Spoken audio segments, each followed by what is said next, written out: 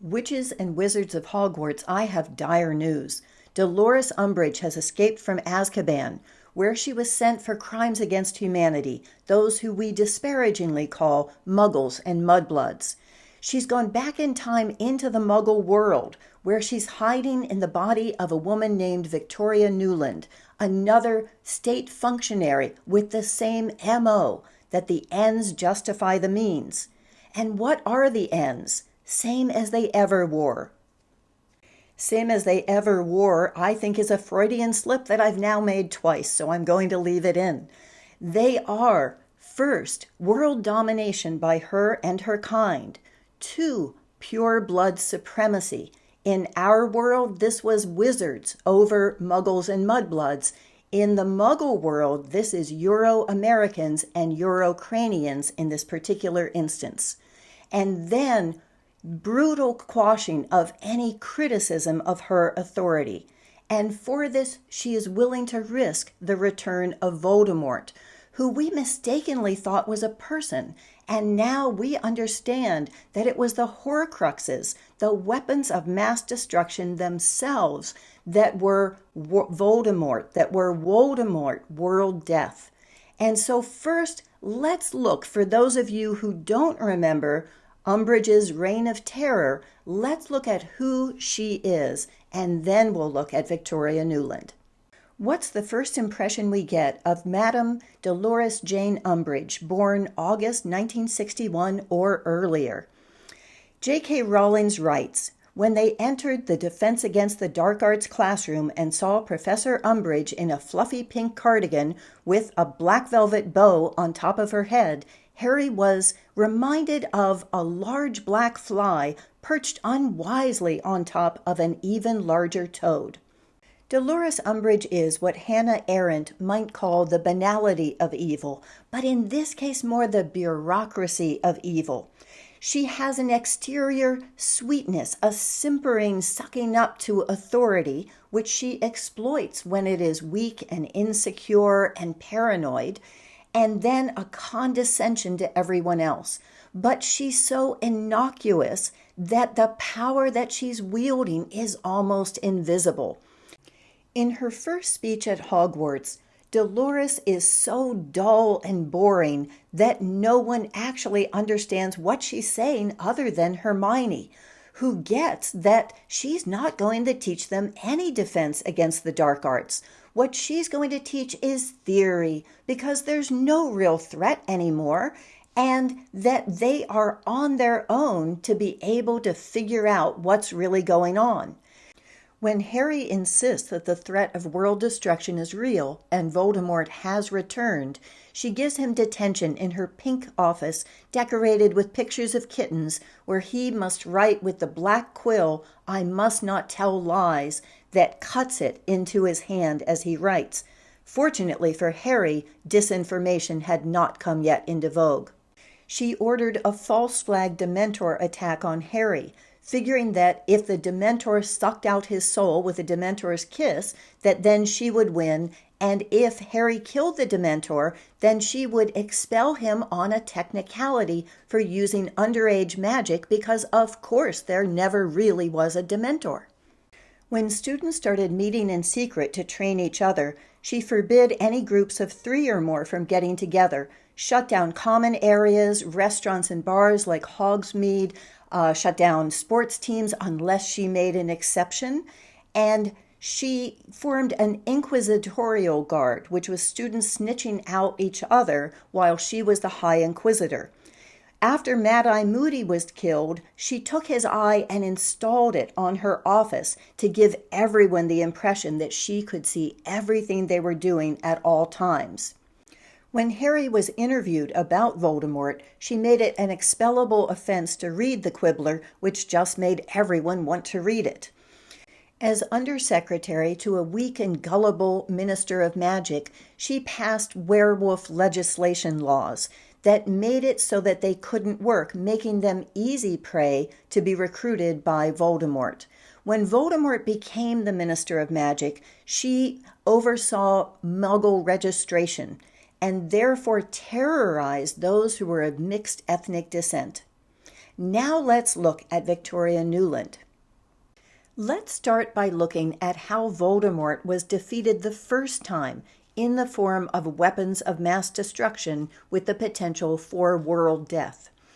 In 1975, international treaties had banned the use of biological or chemical weapons and their development, and according to Wikipedia, all such labs had been dismantled, leaving the only threat as nuclear, primarily between the U.S. and Russia. In 1990, when Victoria Nuland was the deputy director for the State Department to Russia, George H.W. Bush signed an agreement with Mikhail Gorbachev to take down the Berlin Wall and reunify Germany as a European country and a member of NATO. In return, what Russia got was the assurance that NATO would never move 1 inch to the east. Recently, I found out that guarantee and assurance are different words in English, but are the same in both Russian and Ukrainian. And so, while a guarantee seems unequivocal, an assurance makes an ass out of you and yours, because since then, Yugoslavia was bombed, and NATO has absorbed Poland, Hungary, Bulgaria, Romania, the Baltic states, the Czech Republic, Albania, Croatia, and more, starting with the next administration, which was Clinton. And so maybe that meant an inch on a very small map. So who is Victoria Jane Nuland, born July 1961? And for those of you who don't believe that there are forces at work on our side, I knew before I looked it up her middle name was going to be Jane. And the Weasley twins are already up to their pranks, because the Wikipedia blurb on the search page read, Victoria Nuland is a U.S. diplomat and devil. I'm sure it's been taken down by now. Victoria Nuland is Ukrainian Jewish by ethnicity. Her father was a surgeon, her mother a housewife, but she married into the royal family of neoconservatives. Her husband is Robert Kagan, the co-founder of Project for a New American Century. Now, one of their projects was to convince Americans that Saddam Hussein was helping al-Qaeda, even though they were arch enemies. They convinced Americans to invade on the basis of the weapons of mass destruction, that little vial that Colin Powell once held out. Now, that vial has been the only thing ever found in Iraq in terms of weapons of mass destruction, despite 1,200 investigators who have been searching ever since. In the first 3 years of the Nuland American century, she was the representative to NATO under George W. Bush when they rejected the Afghan offer to help extricate al-Qaeda and instead decided to invade Afghanistan. In the next 2 years, she was the principal foreign policy advisor to Vice President Dick Cheney, former CEO of Halliburton. She convinced him that regime change in Iraq would be simple. Since then, there are 1 million Iraqis dead, there are thousands of American soldiers killed, and hundreds of thousands with PTSD. The next 3 years, she was the U.S. ambassador to NATO, rallying support for the occupations of Afghanistan and Iraq. Halliburton has been the top profiteer on that, with a total of $40 billion and counting. In 2011, Victoria Nuland was the spokesperson for Hillary Clinton on Libya. Now, I write about Libya extensively in my book, How to Dismantle an Empire, in a chapter called Swept Away by the Currency. I look at how Gaddafi had nationalized the oil revenues and used them to raise the social welfare. He created a minimum wage, he lowered the exorbitant rents that were being charged by property owners, raised the literacy rate from 20% to 90%. He created the man-made river, the largest irrigation system that had ever existed. But in particular, Gaddafi was working with the president of the Ivory Coast to create the Pan-African dinar. There are 14 countries that are held hostage to France through the African franc. So they don't own their own currency. They have what I call currency colonialism.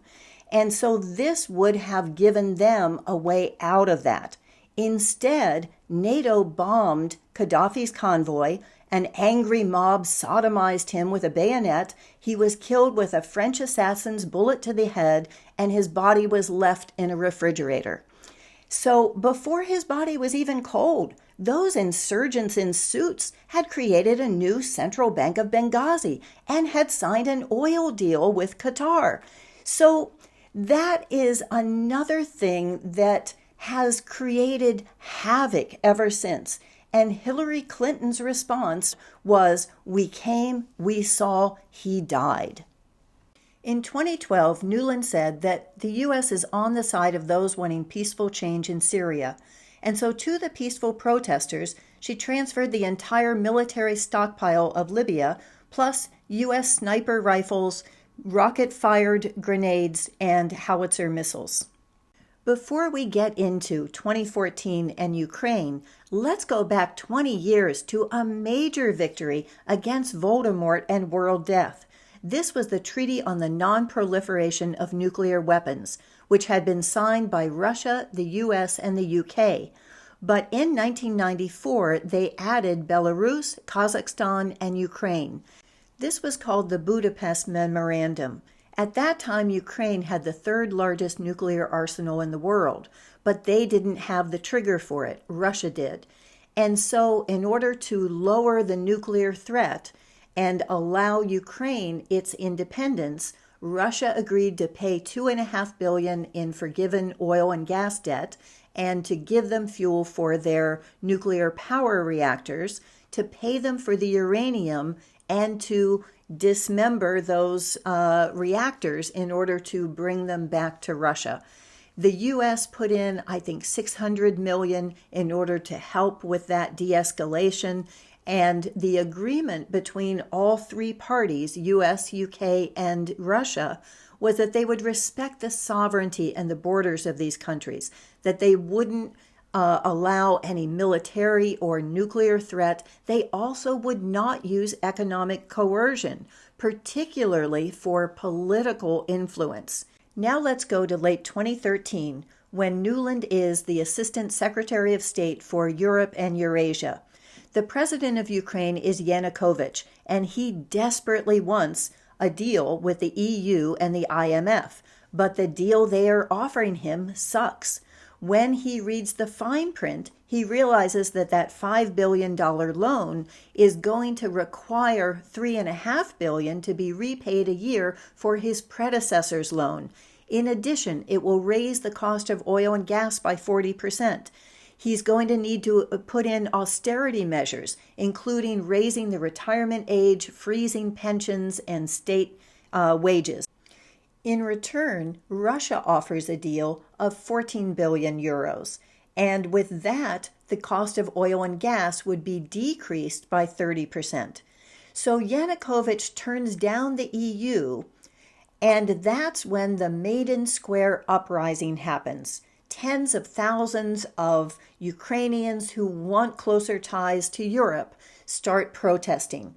But soon that protest gets taken over by more extreme factions, neo-Nazis, Islamic militants, and ultra-nationalist Ukrainians who want a pure-blood Ukraine.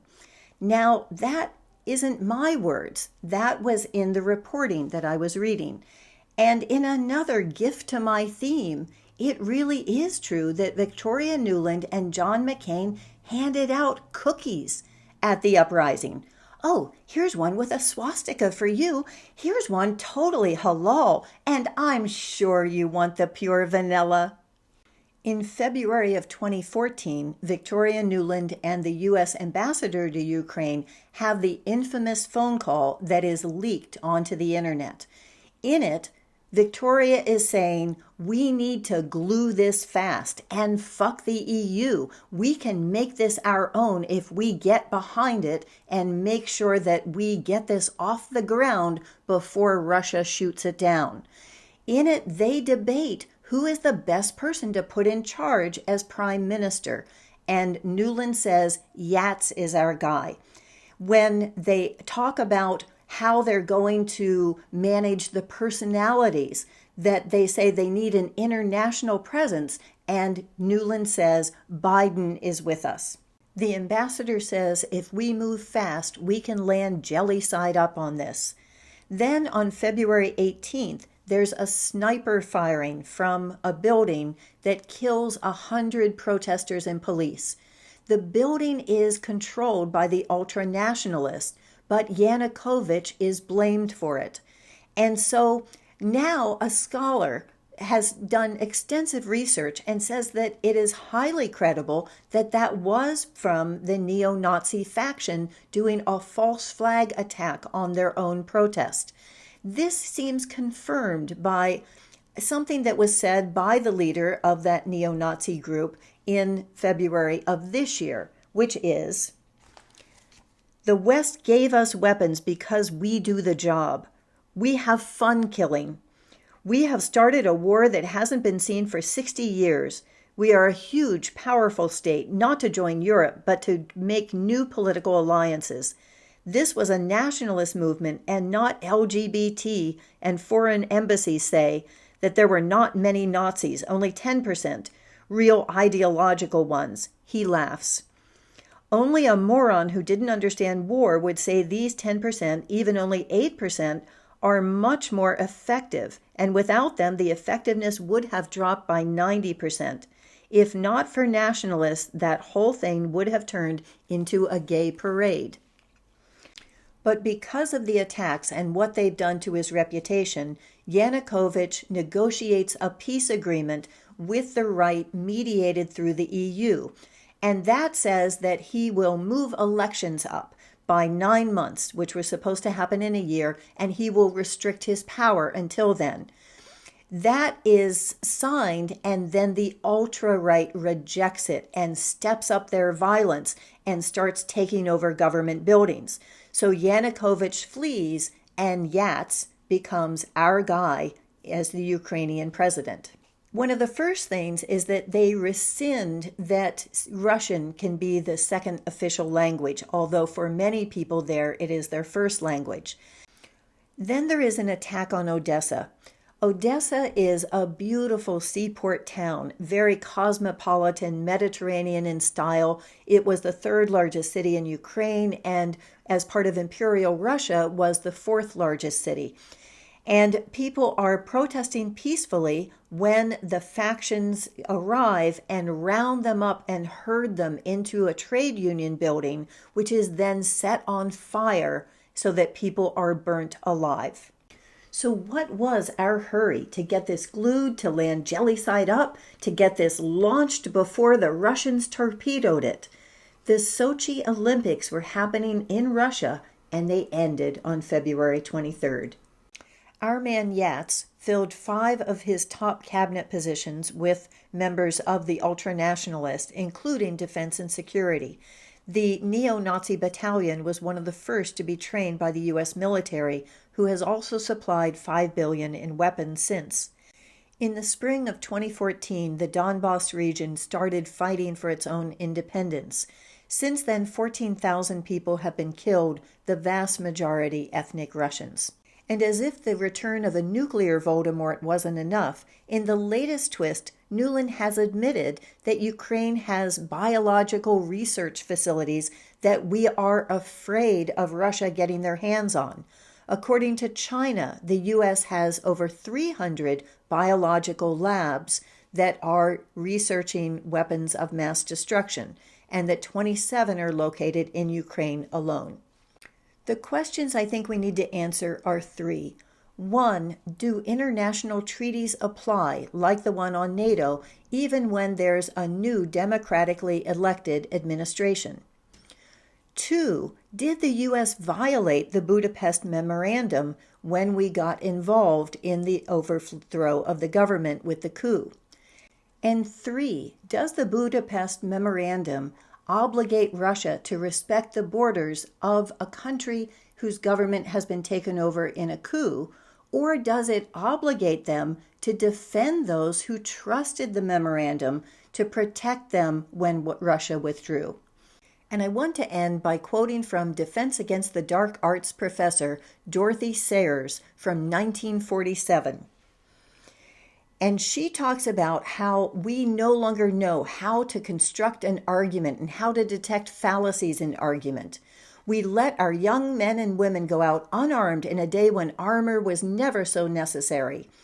By teaching them all to read, we've left them at the mercy of the printed word. By the invention of the film and the radio, we have made certain that no aversion to reading shall secure them from the incessant battery of words, words, words. They do not know what the words mean. They do not know how to word them off or blunt their edge or fling them back. They are prey to words in their emotions instead of being the masters of them in their intellects. We who were scandalized in 1940 when men were sent to fight armored tanks with rifles are not scandalized when young men and women are sent into the world to fight massed propaganda with a smattering of subjects, and when whole classes and whole nations become hypnotized by the arts of the spellbinder. We have the impudence to be astonished. We dole out lip service to the importance of education, lip service and just occasionally a little grant of money. We postpone the school leaving age and plan to build bigger and better schools that teachers slave conscientiously in and out of school hours, and yet, as I believe, all this devoted effort is largely frustrated because we have lost the tools of learning and in their absence can only make a botched and piecemeal job of it. So if you would like to continue your defense against the dark arts, here's another video for you, and here is a whole playlist on how to think clearly. Thank you, and I hope you subscribe.